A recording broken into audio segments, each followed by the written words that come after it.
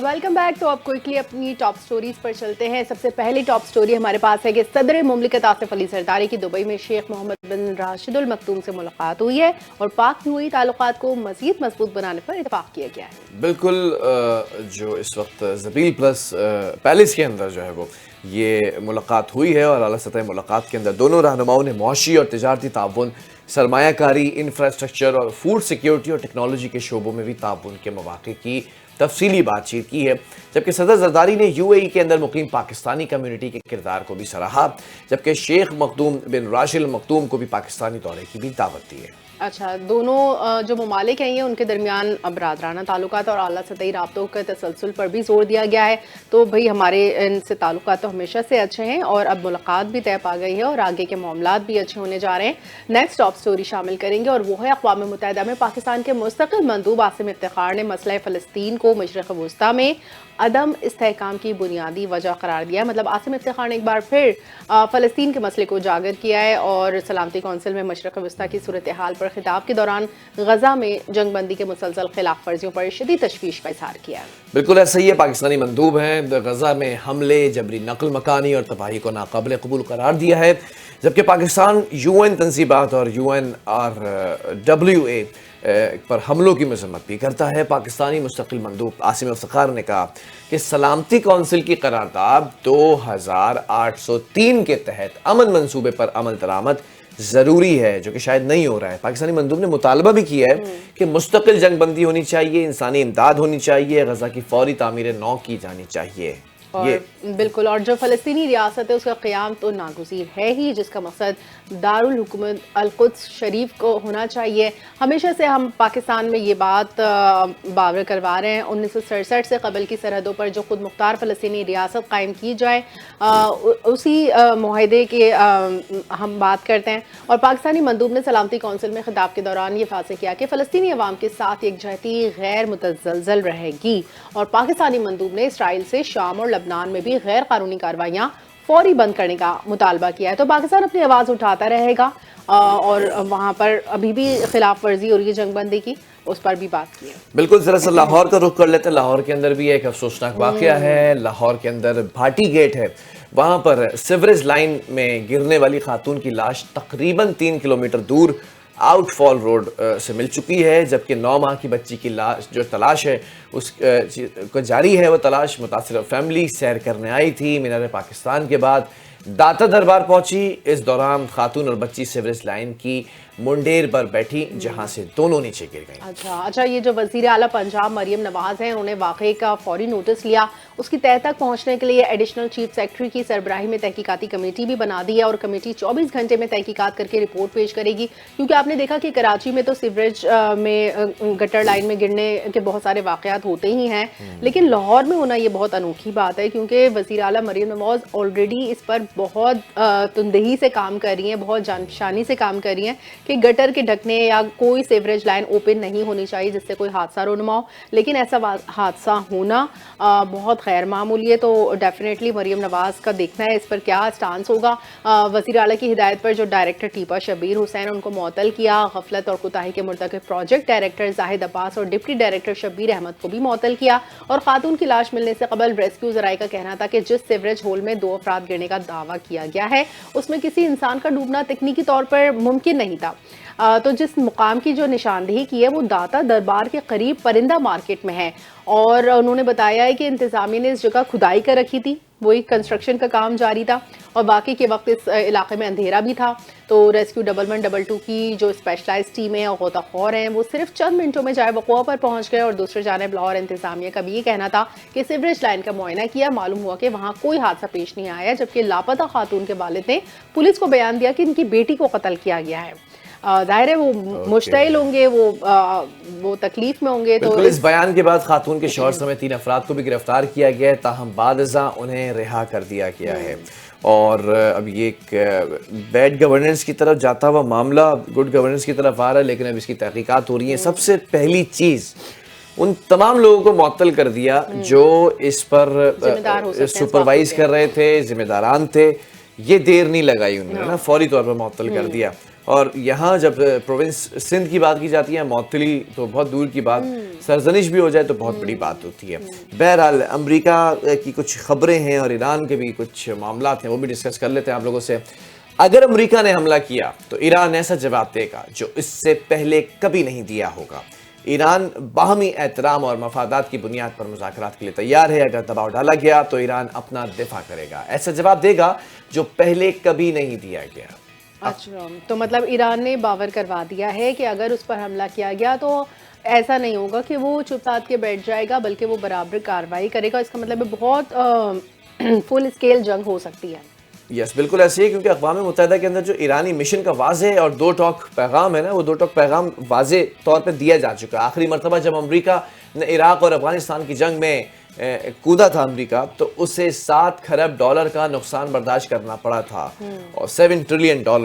اس کے 7,000 سے زیادہ فوجی مارے گئے تھے. ایرانی مشن نے یہ پیغام سماجی رابطے کی ویب سائٹ ایکس پر پوسٹ کیا، جس کے ساتھ صدر ٹرمپ کی پوسٹ کا اسکرین شاٹ بھی شامل اور میرے خیال میں اس وقت بھی امریکہ اپنے نقصان کے لیے تیار ہے، کیونکہ کل جو ہم ٹیروٹ کارڈ ریڈنگ سے ہمیں پتہ چلا وہ یہ کہ ایران بہت اچھی پوزیشن، بہت مستحکم پوزیشن پر ہے، اور اگر امریکہ نے اس کو نقصان پہنچانے کی کوشش کی تو ڈیفینیٹلی ایران اپنا دفاع کرے گا، اور اس میں امریکہ کا نقصان ہوگا. بالکل امریکہ کو اس وقت جنگ چھیڑنی نہیں چاہیے جب خود برف باری کے طوفانوں میں پھنسا ہوا ہے. امریکہ میں برف باری نے قہر ڈھا دیا، جہاں مختلف حادثات میں ہلاکتوں کی تعداد 65 ہو چکی ہے. مشرقی امریکہ میں درجہ حرارت نقطہ انجماد سے نیچے گر گیا ہے. شکاگو میں -14، کلیولینڈ میں جو ہے وہ -11، اور ٹینیسی اور میسیپی میں جو ہے وہ وقفے سے شدید برف باری، اور 1 لاکھ سے زائد صارفین بجلی سے محروم ہو چکے ہیں. اچھا، وہاں پر برفانی طوفان کے بعد جو فضائی سفر ہے وہ بھی متاثر ہے. بدھ کو امریکن ایئر لائنز کی 653 پروازیں منسوخ، جبکہ 1077 تاخیر کا شکار ہوئی. ڈیلس فورٹ اور ایئرپورٹ پر بھی برف باری اور بارش سے آپریشن متاثر ہوا، اور امریکی ایئر لائنز نے عملے کو اضافی شفٹس کرنے پر ڈبل تنخواہ کی پیشکش کی. ظاہر ہے ایسے موسم میں کوئی کیوں نکلے گا گھر سے، کیوں کام کرے گا، لیکن یہ کہ وہاں پر جب ظاہر ہے ڈبل تنخواہ کا لالچ ہوگا تو ہر کوئی رک جائے گا. اور محکمہ موسمیات کا کہنا ہے کہ نیو یارک اور نیو جرسی میں شدید سرد ہوائیں چلنے کا امکان ہے. سردی اگلے ہفتے تک برقرار رہنے کی پیشگوئی کی گئی. بالکل ایسا ہی ہے. ذرا سے کرکٹ کی بات کر لیں. کرکٹ کے اندر بنگلہ دیش کے جو اس وقت اسپوک پرسن ہیں وہ بہت خوش نظر آئے کہ پاکستان ہمارے ساتھ کھڑا ہوا ہے، پاکستان نے ہمارا موقف جو ہے وہ آگے بڑھایا.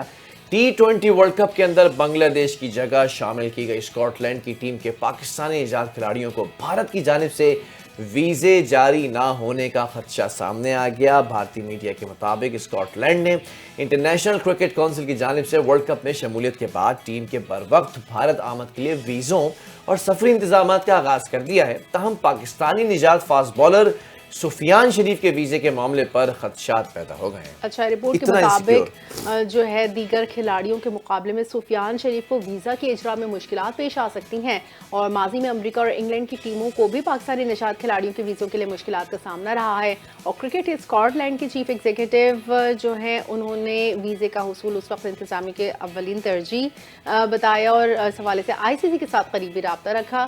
انہوں نے کہا کہ ویزے کا عمل غیر متوقع ہوتا ہے، اس کا تصدیق کے لیے انتظامیہ پوری کوشش کر رہی ہے، جبکہ ICC کی جانب سے BCCI اور مقامی حکام سے بھی رابطہ کیا جا رہا ہے. بالکل ایسے ہی ہے، اور ویزے جو ہیں وہ بر وقت یقینی بنائے جا سکیں گے. یہ اس لیے تمام چیز کی جا رہی ہے. واضح ہے کہ T20 ورلڈ کپ 2026 بھارت اور سری لنکا کی میزبانی میں 7 فروری سے شروع ہوگا، اور اس میں اب دیکھتے ہیں کون کون سی ٹیمز کٹ جائیں گی، کون کون سی ٹیمز ہوں گی. موسم تبدیل ہو رہا ہے کھیلوں کا بھی، اور موسم تبدیل ہو رہا ہے اس دنیا کا بھی. اب موسم کی صورتحال جانتے ہیں. ملک بھر میں سردی کا زور برقرار ہے، اور شہر قائد میں آئندہ 24 گھنٹوں کے دوران موسم مزید سرد اور خوش رہنے کا امکان ہوگا. اچھا، یہ تو جملہ بہت کامن ہو گیا. اب تو بالکل ٹھٹھرتی ہوئی سردی پڑ رہی ہے کراچی میں، جو کہ پہلے کافی عرصے سے ایسا نہیں ہوا، کافی سالوں سے، بلکہ میں کہوں گی گزشتہ ہم نے کئی سال ایک شال میں ہی پوری سردی نکال دی، لیکن اب ہمیں واقعی موٹے کپڑے کی ضرورت پیش آ رہی ہے. تو اب شہر میں مختلف سمتوں سے 5 سے 20 کلومیٹر فی گھنٹے کی رفتار سے ہوائیں چلیں گی، اور آج کم سے کم جو درجہ حرارت ہے وہ 11.5 ڈگری سینٹی گریڈ ریکارڈ ہوا ہے. مطلب بہت کم ہے. یہ زیادہ سے زیادہ درجہ حرارت 25 سے 27 ڈگری سینٹی گریڈ کی توقع ہے. ملک کے بالائی علاقوں میں بارش اور برف باری کے بعد نظام زندگی متاثر ہوا ہے، جبکہ گلگت بلتستان کے ضلع استور اور دیگر علاقوں میں برف باری کے باعث ज़मीनी राब्ता मुनक़ता हो गए हैं वहाँ नॉर्दर्न एरियाज़ में, तो आपको पता है। बिल्कुल, लेट्स टॉक अबाउट चमन, किला अब्दुल्ला, ज़ियारत और बलूचिस्तान के बलाई और पाक अफ़गान सरहदी इलाके में भी ये बर्फ़बारी और मुतासिर हो चुके हैं। तोबा चकज़ई और तोबा कागड़ी समेत दर्जनों देहात के जो लोग हैं वो घरों में महसूर हो चुके हैं। खुराक और ईंधन की कमी पैदा हो चुकी है। कुछ इलाकों के अंदर रिलीफ के लिए हेलीकॉप्टर्स वाहिद ज़रिया हैं, जबकि आज़ाद कश्मीर वादी नीलम में बर्फ़बारी का सिलसिला अब रुक गया है। लेकिन मरकज़ी शारा बर्फ़ानी तोदा गिरने के बाइस ताउबट और वहाँ के अतराफ़ के इलाके जो है वो बंद हैं। नकियाल के 13 देहातों के अंदर बिजली की फराहमी भी मुअत्तल है। हाँ, और सवात के बलाई इलाकों में बंद राब्ता सड़कों की बहाली का काम इस वक्त जारी है। तो सवात के कुछ रास्ते खुले होंगे, लेकिन फिर भी बहुत परहेज़ करें भाई नॉर्दर्न एरियाज़ की तरफ जाने से, क्योंकि ऑलरेडी सर्दियों में निकलना कोई हिमाकत ही की बात होगी कि अगर आप उस तरफ रुख करें। बिल्कुल ऐसे ही, क्योंकि कुछ टूरिस्ट होते हैं वो जाते हैं टूरिज़्म के लिए जाते हैं और फिर जब टूरिज़्म से वो लुत्फ़अंदोज़ हो रहे होते हैं, एकदम से मौसम तब्दील होना शुरू हो जाता है, तो वही समझते हैं कि that would be an amazing adventure to record a video and to get millions of views। लेकिन अपनी ज़िंदगी को कभी भी जोखिम में डालकर जो है वो इस तरह से व्यूज़ नहीं हासिल करें। हमेशा जो पंजाब की गवर्नमेंट है या फेडरल गवर्नमेंट है, जहाँ जहाँ पर भी ये केपीके की गवर्नमेंट है, जहाँ जहाँ ये टूरिज़्म है, वो हमेशा यही कहते हैं कि first save yourself, then have some adventure and then enjoy your life. बिल्कुल, आगे बढ़ते हैं, लाइफ स्टाइल एंड अपडेट से भी कुछ बात कर लेते हैं। हाँ, लाइफ स्टाइल और हेल्थ की जो हमारे पास आज अपडेट है वो है कि ज़बान सिर्फ चखने और बात करने का उज़ू नहीं बल्कि जिस्मानी सेहत का भी निशानदेही करता है। यानी आपने अक्सर लोगों की ज़बान पर देखा होगा प्लाक जमा होता है, सफ़ेदी या पीली तह, जो सिर्फ मुंह की बदबू की वजह नहीं बल्कि ज़बान में मौजूद बैक्टीरिया और माइक्रोबियोम में तब्दीली और सफाई की कमी और निज़ाम हाजमा का भी इससे बहुत बड़ा ताल्लुक है, जिसके भी अगर गट हेल्थ सही नहीं होगी उनके ज़बान पे ये जैसे डॉक्टर अक्सर कहता है ज़बान दिखाओ, तो वो क्यों देखता है, उससे उसको अंदाज़ा हो जाता है कि अच्छा ये मसला हो सकता है इसके साथ। तो ये तय अक्सर बैक्टीरिया, मुर्दा खुलिये, खुराक के ज़रात के जमा होने की वजह बनती है और नाकाफ़ी मुंह की सफाई और ज़बान ब्रश ना करना, ये सफाई के गलत तरीके हैं, इसको इस तय को जो बढ़ा सकते हैं। बिल्कुल ऐसे ही खुश्क मुंह और पानी की कमी भी बैक्टीरिया के बढ़ने का सबब बनती है, जिससे तह मोटी हो जाती है। कुछ बीमारियां जैसे कैंडिडा और ओरल जो थ्रश है, सफ़ेद धब्बे या खून की कमी भी ज़बान के रंग में तब्दीली ला सकती है। अच्छा, ज़्यादातर सूरतों के अंदर ये सफ़ेद तह आर्जी और बेज़रर होती है और मुंह की सफाई, पानी ज़्यादा पीने, सेहतमंद ग़िज़ा और आदत से दूर हो जाती है। लेकिन अगर ये तह कई हफ्तों तक बरकरार रहे या इसके साथ दर्द, सूजन, सुर्खी या दीगर अलामत ज़ाहिर हो तो फौरी तौर पर डॉक्टर से मशवरा करें। हाँ, बल्कि कभी कभार बहुत ज़्यादा रेड हो जाती है तो उसका मतलब है आपके ऑर्गन्स हीट अप हो रहे हैं, कुछ और मसला भी हो रहा है आपके साथ, तो वो फ़ौरन डॉक्टर से रुजू करें, क्योंकि बाज़ सूरतों में मज़ीद तिब्बी तशख़ीस दरकार हो सकती है। बिल्कुल ऐसा ही है, और टाइम अभी हमारे पास है मौजूद। अच्छा। लेकिन हम पहुंच चुके हैं अपने टूरिज्म पैकेज के ऊपर, और टूरिज्म पैकेज के लिए आज मैं आपको लेके जा रहा हूँ जहाँ के किन्नू बड़े मशहूर हैं। अच्छा, भाई किन्नू आपने खाए हैं? भाई किन्नू किन्नू कहते हैं और हम लोग आम ज़बान किन्नू कहते हैं ना। किन्नू जो है वहाँ के बड़े मशहूर होते हैं, लेकिन वो जगह का नाम मैं आपको बता दूं पंजाब के वस्त में वाक़ है, सेंटर में है।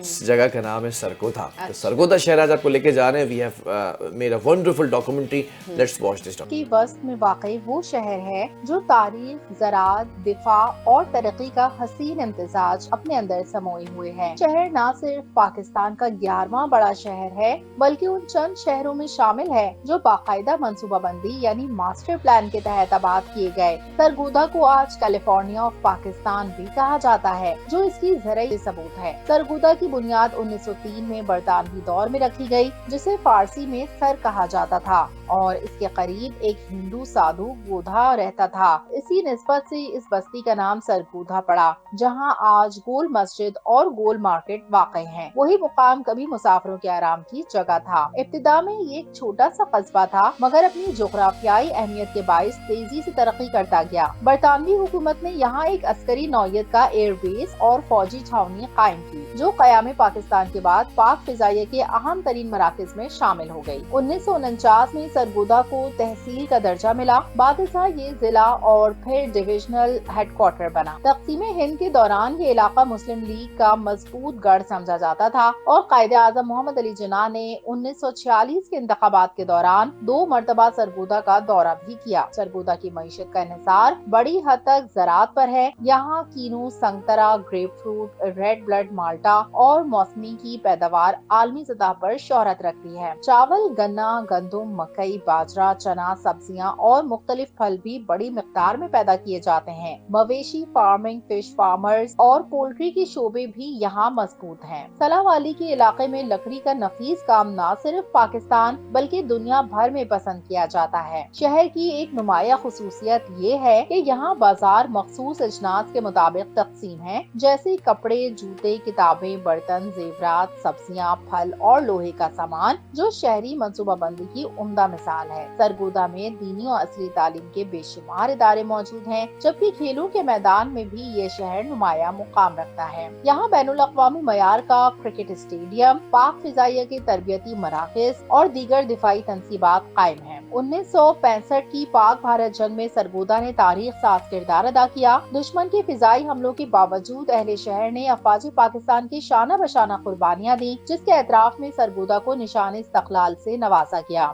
यह एजाज पाकिस्तान में सिर्फ चंद शहरों को हासिल है। इसी शहर ने राशिद मिन्हाज शहीद, MM आलम, सरफराज रफीकी और दीगर अजीम फौजी हीरोज को जन्म दिया, जिन्होंने वतन के दिफा में नाकाबिल फरामोश खिदमत अंजाम दी। आज सरगोदा एक ऐसा शहर है जो ज़राई ताकत, अस्करी अहमियत, तारीखी विरसे और मुनज़्ज़म शहरी ढांचे के बाइस पंजाब ही नहीं बल्कि पूरे पाकिस्तान में एक मुनफरिद शनाख्त रखता है। ये शहर माजी की अजमत, हाल की मेहनत और मुस्तकबिल की उम्मीदों की रोशन मिसाल है।